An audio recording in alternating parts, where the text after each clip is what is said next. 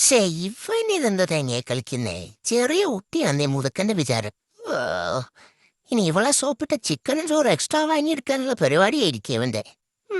ഇല്ലടാ, ഞാനാണ് ഇവിടെ മുതലാളിന്റെ കണ്ണിലുണ്ണി. എനിക്കേ ഇവിടെ കൂടുതൽ കിട്ടൂ.